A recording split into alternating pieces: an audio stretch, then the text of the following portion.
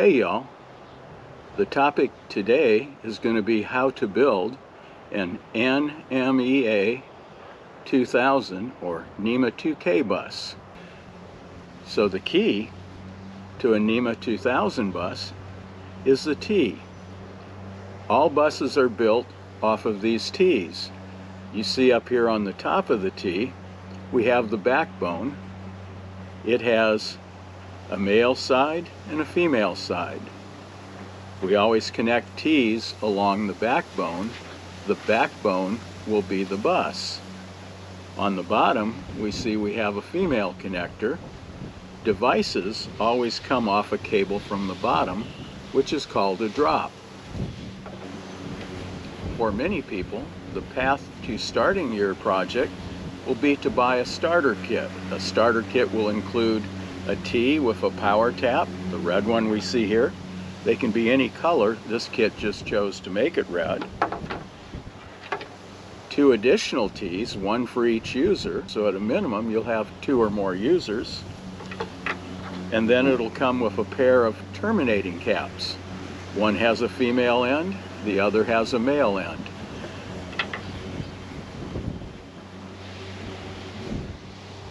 As we said a moment ago, it all revolves around the T's. They always connect along the backbone. So we'll build our bus like this. We'll take a terminating cap. This one's female, so we'll use a male cap. Put a terminating cap on the end. That means the opposite end is over here, so we'll go to the female end. Now notice, they only fit one way. Also notice, if they're correct, the drops are all on line. You'll never have it connect to where the drops are crooked. They'll always line up with the alignment pin and always be facing the same way.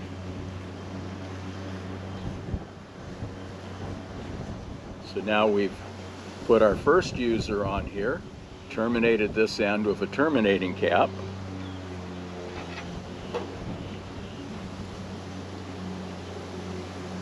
Same thing, they'll only fit one way. Got it right first time. Same thing, they'll only fit one way. Line it up. It aligns with the notch, push it in, tighten it.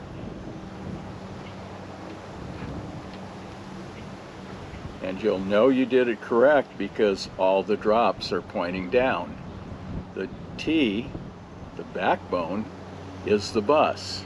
To make this a complete bus, line it up, tighten it up.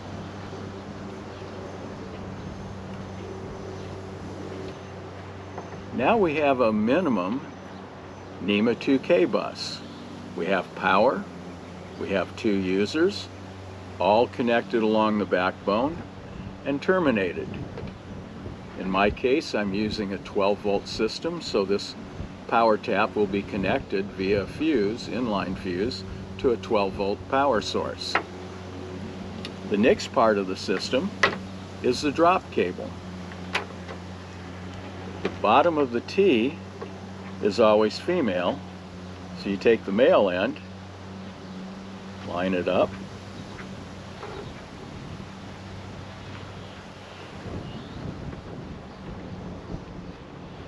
come on, there we go. Only connects one way. Once it's lined up, you can tighten it up. This would go to one of the devices, such as one of the Lowrance chart plotters. Then we take a second cable. This one's a little on the long side.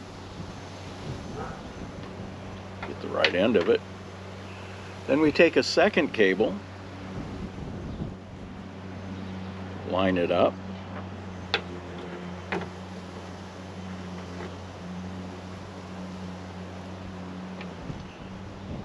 Slips in, it lines.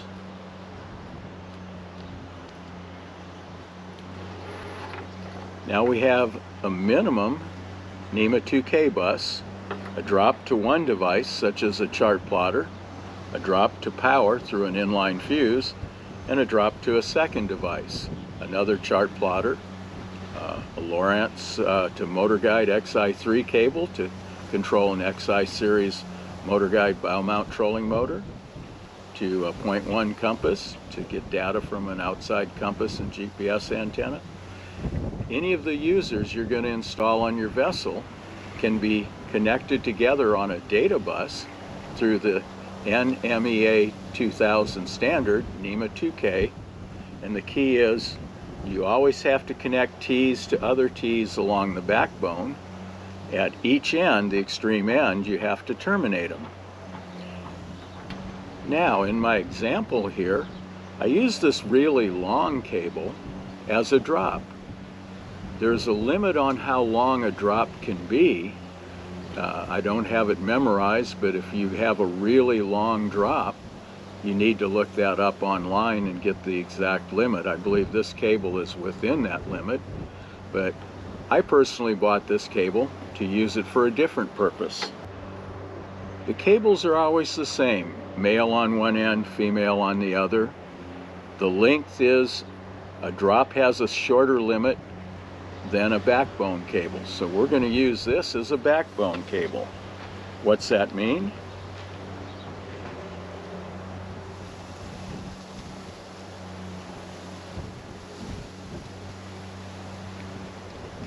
So when I connect a cable to the backbone, we now call it a backbone cable. Usually that's going to be a longer cable. I can carry it to the far end of the boat, connect it to another T, put another drop on this T, but my bus will not work.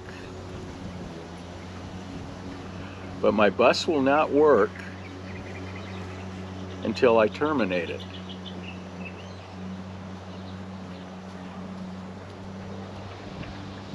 We saw in the first example, we had a simple bus, 2 users, power source, terminator at each end, 2 drops, 1 to each user. Now we've added a backbone cable, so we can take this to a different location in the vessel. For example, on the Hobie Outback technical video, we put most of our T's in the bow hatch, and then we used a backbone cable to put a T over by the port side pass-through. Terminated, and then the drop would support the Motor Guide XI3. On a bigger boat, like my center console, I have backbones going off of both sides of the bus in the console. One goes to the bow. It ends up like this one, terminated in the bow. Its drop goes to the Motor Guide XI trolling motor to control the bow mount trolling motor. The other backbone on the opposite side goes all the way to the transom.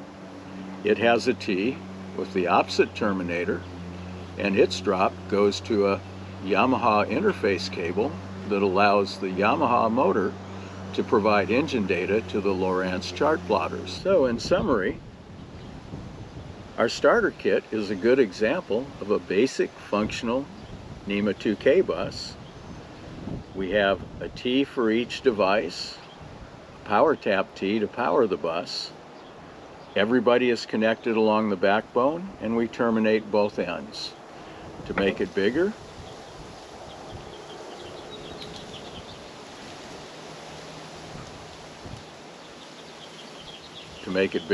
we just add more T's. Notice this one's gray with black tips, this one's all black. These are black with yellow. The color doesn't matter, all these T's are the same.